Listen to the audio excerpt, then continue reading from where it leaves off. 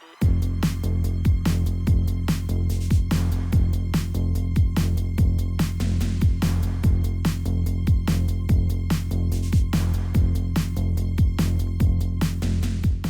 do you want to do the introduction today? Is this how it's going to work? Whoever's on the couch? Yeah. Okay. Right. Hello and welcome to Ycft, our latest episode, which today is on Halloween Kills. Halloween Kills, the latest installment in the new Halloween franchise in the current timeline. In the current timeline, yes. The broken, very weird, complex timeline. Any fans of Halloween will understand how absolutely messed up the timeline is. It's had constant rejigs, resets. More than any other horror franchise, I'd say. I say so as well, and yet for some reason fans still absolutely love it and forgive it at the same time. And forgive it, yeah. Should I do a brief explanation? If you can, if you can, I dare you to try and do so this. The original timeline would be Halloween and Halloween 2.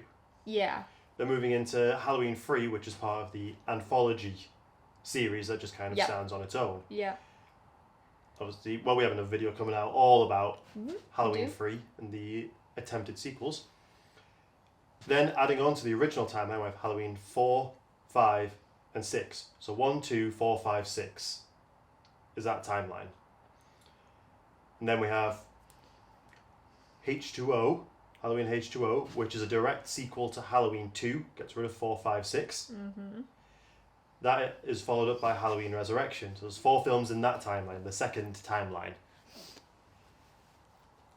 Then we have the Rob Zombie reboot of his Halloween and Halloween 2, which is its own timeline. Yeah. So we've got 4 timelines here, I think. I think I've got that right? I think so. David Gordon Green's trilogy, as it's going to be, is a direct sequel to the first Halloween. So that'll go Halloween, Halloween Kills, Halloween Ends. Yep. That is all the timelines of Michael Myers. Sounds about right. Yeah. It's complex, to say the least. It is complicated. It's very messy. But yeah, Halloween Kills was released this year. It should have been released last year. Yeah, realistically, COVID. We should have just seen Halloween Ends. This should have been over. Yeah, the trilogy should have ended by now, but I mean, slight postponement. Yeah. So, you aren't a massive Michael Myers fan. I'm not a massive Michael Myers fan, and I can feel people getting very, very angry and vocal about this. Very much Team Jason. I am team. If I had to pick like a classic movie slasher villain, Jason would probably be my go-to. However, I have, since rewatching a lot of the Halloween movies, I have found a new appreciation for Michael Myers. The thing that my issue has never been I disliked the films. I just always thought that Michael Myers as a villain was a little bit overrated, and my biggest problem, my biggest gripe with all of the previous Halloween movies is it felt like he'd never really been done with justice. The David Gordon Green films, the 2018 one and this one, Halloween Kills, I honestly feel like this is the scariest incarnation of Michael Myers. These 2 films, and I'm hoping Halloween Ends as well, these are the films that kind of portray, I think, the true Michael Myers in terms of how scary he is, how intimidating he is. Yeah. This, to me, is a scary villain that I haven't seen in the previous Halloween movies. I think the trap that they fell into was trying to explain Michael, how he survives, why he does what he does. The whole point of him in the first one is He just is. He's just evil. He's just an evil shape. He is the shape. He just picks Laurie and goes for her. Yeah. In this, obviously, when made to do a sequel, they had to come up with why. People want to know more. That's something they've gotten rid of in the new timeline. They've gotten rid of the Michael and Laurie sibling timeline. Yeah. It was a ballsy move going straight back to the first one, because it cut Michael's kill count massively down. It does actually, yeah. I mean, yeah, considering he is, like, in Haddonfield, he is considered the bogeyman. If you just... Bogeyman? Boogeyman? Boogeyman. Boogeyman? Bogeyman. Bogeyman. But we had this thing about Laurie and Laurie. It's Laurie. I say Laurie. Yeah, tomato. The Haddonfield Boogeyman. The Haddonfield Boogeyman. Yeah, it like with these latest films, as you say, they override all the sequels. They just go from the first one. Yeah. And in the first one, I think he only kills about 4 or 5 people. Yeah. And now it's been 40 odd years, and it makes sense that the current generation will have pretty much forgotten about Michael. But have they? The people, the survivor, that's something that this film looks into. And Yes, one thing I very really liked much. is looking at the survivors of Michael. I know a lot of people critique how they did Laurie in the last one. Yeah. Because they've done this timeline or this storyline before with Yeah. H2O, her being the survivor, but she's much more together. This one, she isn't. She really isn't. She's had a family member, but she is massively paranoid. I don't know if that's just something that's happening as she's getting older. She's getting more and more paranoid. Yeah, I mean, the first one, I think what it explains very well is how broken she is from her family. They've just increasingly distanced themselves from her Yeah. because the daughter can't cope with how neurotic her mum is. She resents the way she's been raised to be this kind of, survivor, and she's learned how to use guns since she was a kid, so she's distanced herself from her mum, and she's distanced her daughter from her grandmother. I can tell in this film, her character, Judy Greer's character, struggles with the fact that her mum was right. Yeah, massively. I mean, we should say as well, Halloween Kills, very similar to Halloween 2, it picks up immediately after the first film finishes. Yeah. It's the same night. This one. It's that Halloween night. Yeah. And I think they lured us into some false expectations by the trailer showing Haddonfield Hospital, like in Halloween 2. There's a lot of nods to the original Halloween movies here. There's a lot of nods, including some incredible flashbacks to that night to explain what happened to Michael afterwards. Yeah. The practical effects to remake Loomis looked great. The no CGI. Yeah, the flashbacks were a treat. I didn't know that they were going to be a thing in this movie, Yeah. but they were done so well. And I read as well, because obviously the film was shot on digital, but they added like some kind of film grain, just to give it that extra it did 70s feel kind like of. 1978. Yeah, it did. I mean, the guy who plays Loomis, as you said, it's all in camera, it's prosthetics. He's literally in it for like a minute or something, but what you see of him, it looks so real.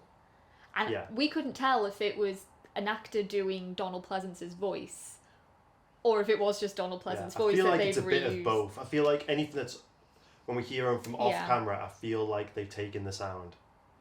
Possibly. But so, this film has been pretty polarising. It's been very, very polarising. It is Yeah. definitely not as popular as the first movie, which I think at the time that we record this, it currently holds 39% on Rotten Tomatoes. it does. That's the critic response. The audience response is about 69. It's slightly higher, but it's still It's definitely higher split fans. compared to the 80% that the 2018 Halloween had. And I've got to be honest, I don't understand why this film is getting hate. I kind of do. I see it as the same people that complain when slasher movies just do the same thing every film. Then when they do something drastically different, like Halloween 3, they're not happy. It's kind of one of those films. It's definitely a middle film in a trilogy. It sets up for something bigger. And I do have a few issues with the film that I'll go into in a bit. But overall, I really like what they did with this film, how they try to explain Michael, but not explain Michael as well. I might just go into my issues first. I want to get the issues out the way. The middle section of the film is a bit of a drag. There's far too many scenes of characters doing monologues, setting blame on themselves. There's so many. It's like evil. If I took a shot every time I heard "Evil dies tonight," I would have been absolutely wankered. Evil dies tonight. And it's like there's just too many scenes of people like having solemn moments with each other, and it's like, yeah, you've all said this already. So, and some of the dialogue in that middle section for me was just dragging. I was like, this, you're just all repeating the same thing. Mm-hmm. That is my main issue with the film. Okay. Other than that, I really like the portrayal of Michael. Same. The kills Massively. are fantastic in this film. Yeah, you can't really fault them. You can't.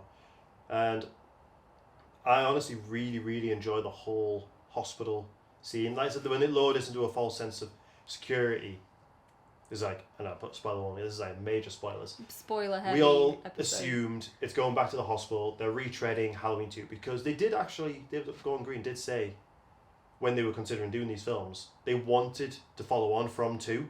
They wanted to include 2. But in order to have arguably like one of the best scenes in the first film, when he's just going from house to house killing people. If he's only going after his family members and killing people to get in the way, they couldn't do that. They couldn't show Michael like that. Just this ghostly, evil figure going from house to house just on a killing spree. It doesn't make sense if he's only got eyes for Laurie and is going to kill people in the way of him getting to Laurie. So they got rid of it. So we thought that was them bringing more of 2 back into it. Yeah. But instead they did to show that evil is everyday people. It's fear. Fear is evil. Michael arguably isn't the main antagonist in this film. It is that he is an antagonist, but it's that crowd. Well, I think that mob mentality. Which, to be honest, when I was watching it, I know I think this was filmed prior. I got major January vibes when they, when this mob stormed the Capitol. It felt very current. I think the film kind of invites you to see the parallels between what is going on in this fictional town of Haddonfield with the serial killer and real life events that have taken place in the last couple of years. It is something of a social commentary that's not subtle every horror in the commentary. of Monday has to show that we can all be monsters. I think that is literally the entire point of this movie. It kind of shows Michael as he's just following, it's just his nature. What he's doing is just taking that element away of, no, he's not, Laurie, he didn't come for you. His doctor took him to your house. And he just, if he sees someone, he kills. That seems to be him.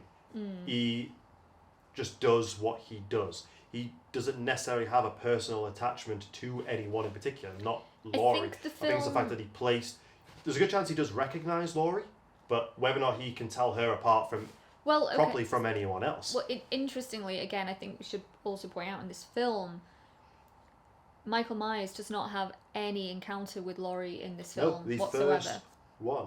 They have no... Yeah, it's the very first film, and the two of them are in a movie together, and they have no physical scenes together whatsoever at all. So that's kind of noteworthy. Yeah, but it's like we're expecting this big confrontation at the hospital. The town is expecting this big confrontation, and it doesn't happen. No. Michael doesn't care about Laurie. I think that's a good point, actually. I didn't necessarily consider that when I was watching it, but on retrospect, yeah, kind of true. But what you were saying before about, Michael, Laurie, this film sort of dissolves that connection between them a little bit. I think what the film solidifies really, really well is it's not necessarily Laurie that he has the connection with, it's the town. Yeah. It's Haddonfield. They have made him he wants to go home. More of a monster. They have. And I think the film also shows how a monster can create other monsters. Yeah. It's that line of, I think people are interpreting this in a different way, and people say, oh, the more he kills, the more he transcends. They're seeing that as the more he kills, the more immortal he gets. That's not meant in a literal fashion. By going out there, by trying to hunt him down, giving him more victims. Yeah, I mean, they are now more afraid of him. The town had almost forgotten Michael Myers in 2018 before that night. Now, because of the events of this film, they will never forget it.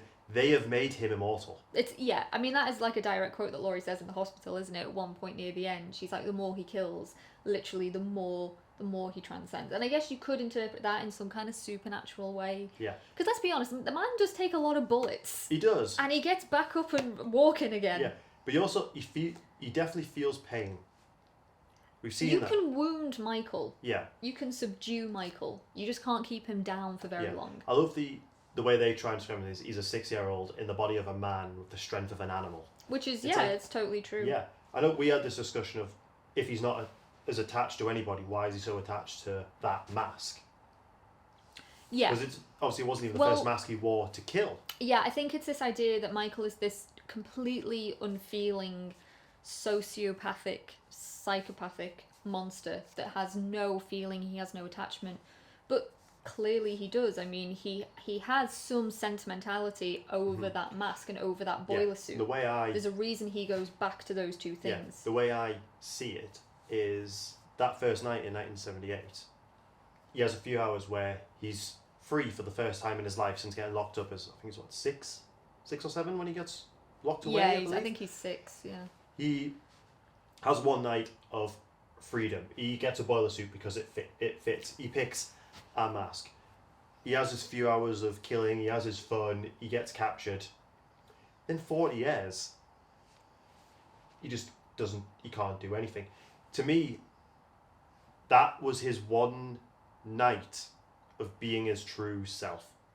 Yeah. I know they have this thing of him looking out the mirror into his own eyes, and that anyone who looks into his eyes for a long time, that's potentially what drove his doctor become so obsessed with him. Maybe that's why the town's so obsessed with him. But he had this one night where he got to be himself, his true self, and that's why I think he's so attached to that mask. Potentially, yeah. Because in the first, you can argue in the first one, it's by chance that he ends up at the same gas station as the two podcasters who have his mask. Yeah, he's but not. I just think one of the best scenes is when he goes in the kill suite.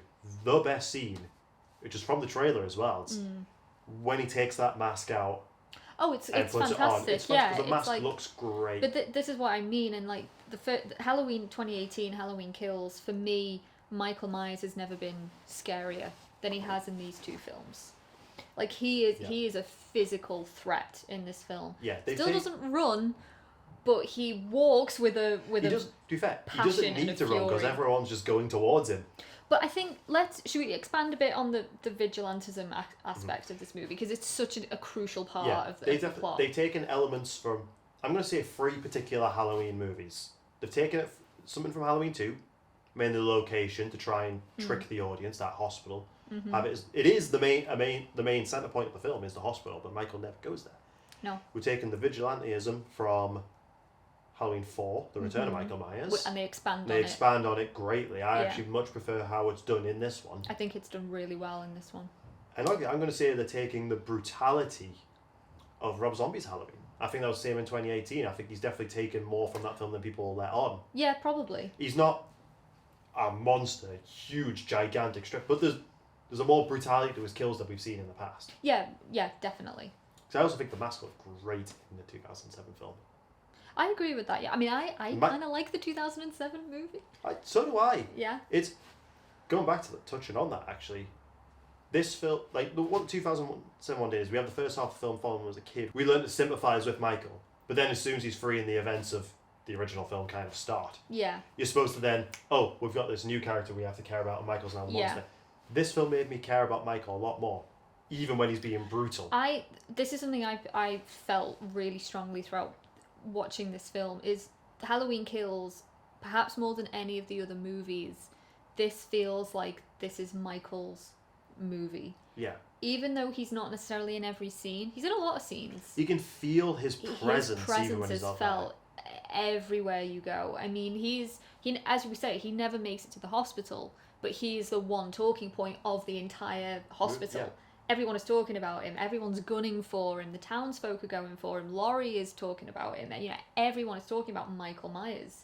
This is kind of the first movie, I guess, where the entire town of Haddonfield is aware of this figure, Michael Myers. We see the town find out almost one by one what's gone on that night. One of the strongest points of this film for me was just seeing the different points of views from people.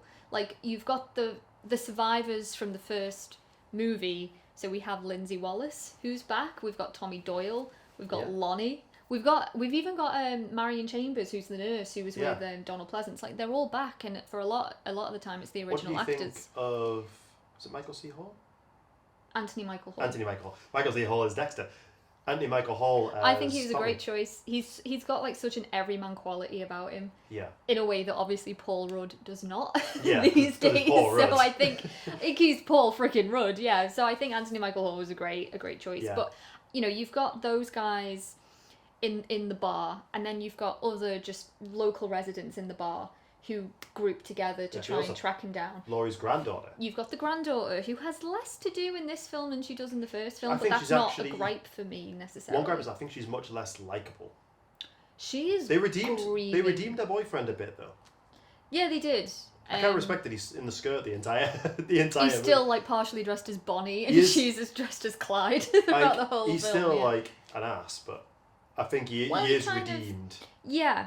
A bit. I think so. If anything, Judy Greer, I think her character has a lot more to do in this one. Yeah, I think there's a level of complexity to her character. They expand on her character a lot. And you've got the townsfolk that are in the hospital.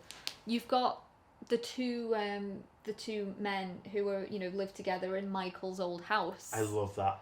And Big John, Little John. They're just like, Big John and Little John, they're just chilling in Halloween night. They're just a couple that are staying in. They're not watching the news. They're not aware of what's going on outside. They get pranked by kids. The second time in the franchise that they've included razor blades in candy. Obviously, this time it's in a jokey fashion, but it is that's that other link to Halloween too. There's so many nods. Like David Gordon Green's very subtle with this. We haven't even talked about the biggest nod to another Halloween film. The Silver Shamrock masks. Oh, they are very prominent in this film. Yeah, they are. And in the trailer. Yeah, they are. You know my theory about this. I do know your theory about this. Shall I tell the world what my theory is? If I can predict this earlier. I think the reason why they're so prominent, and there's actually a shot in the trailer which isn't in the film with all three of the masks together. I think when they're done with this trilogy, they're going to revisit Halloween 3. Because it has recently become a very popular movie. Yeah. I can understand if it was one shot if we see the masks, but they are quite prominent for one sequence of the film. Yeah. 2 sequences of the film, actually. So I generally believe they're testing the water to revisit Season of the Witch. They could be. They could be. It's it's very sort of subtle reference with the masks. Yeah. They don't feature in the film very heavily, but they are there. They are there. For people to notice them. Yeah, for sure. But I love the different points of views of different characters. A lot of the characters don't necessarily integrate with each other. Like Big John, Little John, they don't have any scenes with Laurie. Like they're just their own kind of separate thing, but they have their own encounter with Michael. You've got the interracial couple, the elderly couple, who are slaughtered by Michael in one of the most graphic kills of the entire franchise. It's brutal Michael to watch. Is very creative. See, this is talk about Michael's psychology. So Michael attacks this elderly couple in their home. He subdues the man first.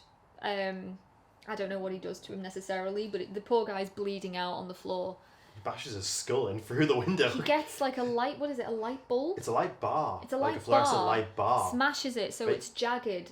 Plunges it through this poor woman's neck. She's bleeding out.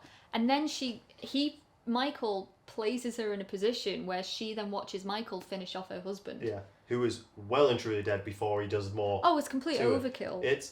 So Michael is creative. Something of the showmanship about Michael in this movie. He's 100% a showman. Yeah, it's very theatrical. He's a great showman.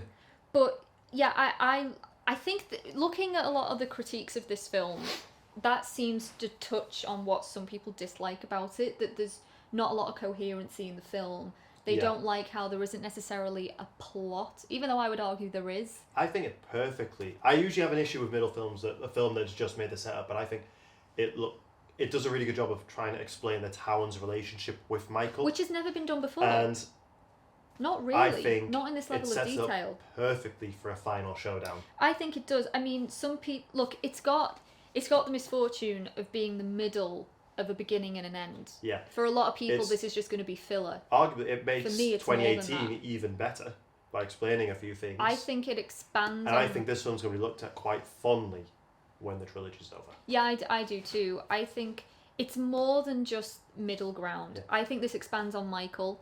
I think this clearly kind of sets it up for a final showdown between Laurie and Michael, which is going to be really interesting. Yeah.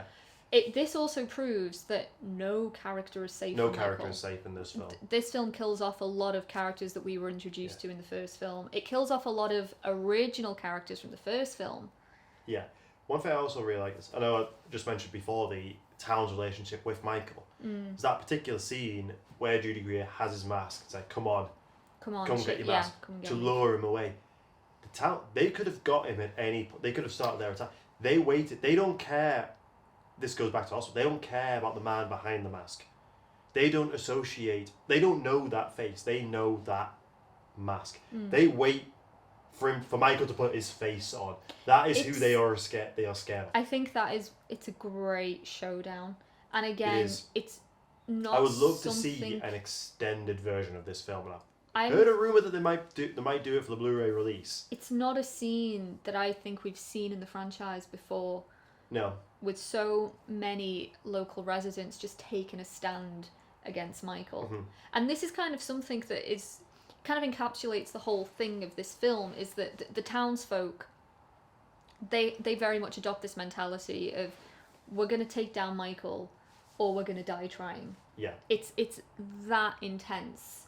And yeah, the final showdown that they have with him is it's kind of emotional in a way. But you feel emotion towards Michael. Some people might. I was Did feeling you sad feel for bad him. for Michael? I felt bad for Michael. The thing is, Michael's never going to stay down for long, though. A baseball bat's not going to cut it. And it doesn't.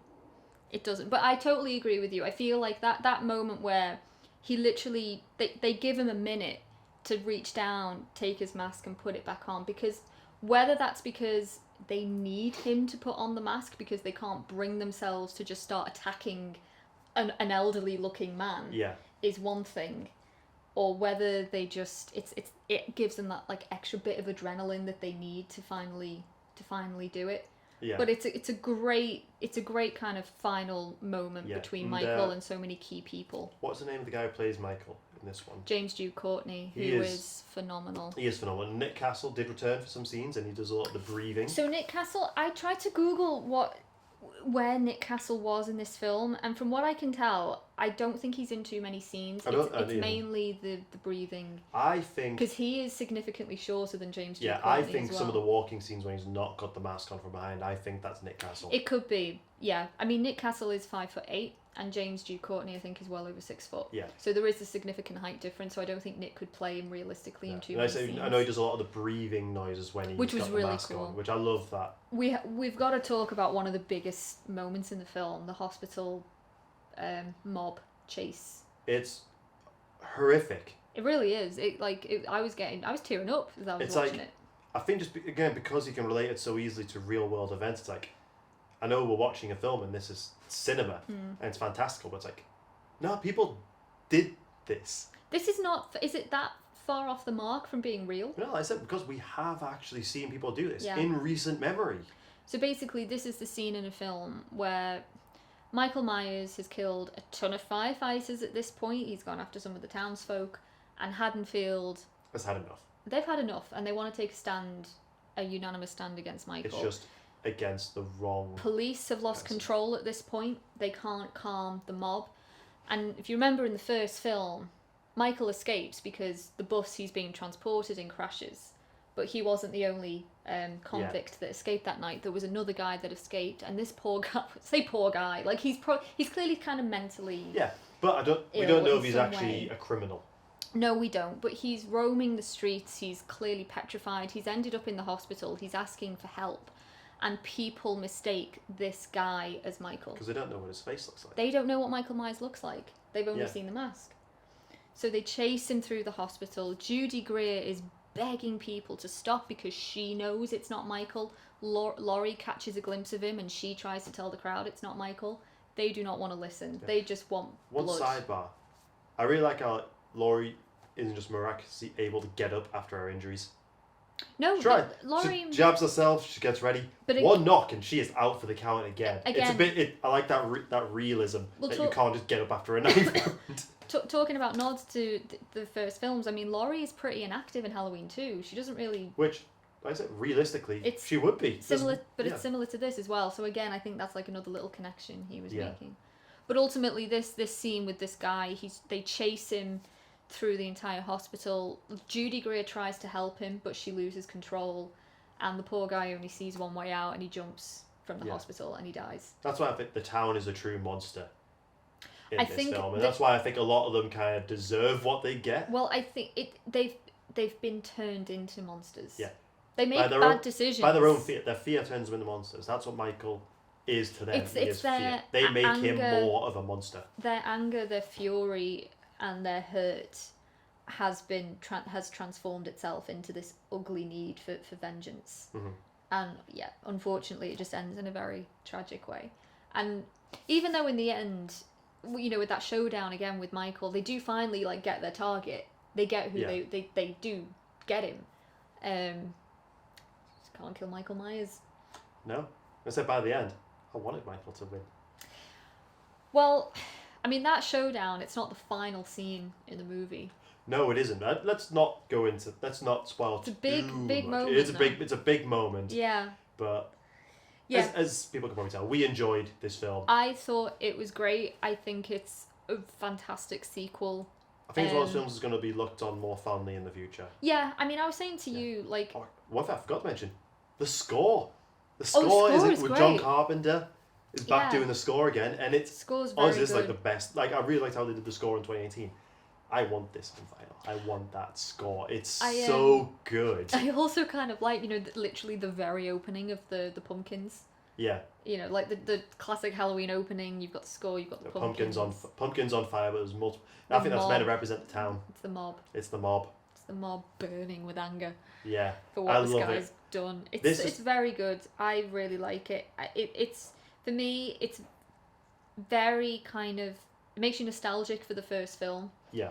With the reintroduction of a lot of the characters to see them. It helps link those worlds together really well. We've got the flashbacks.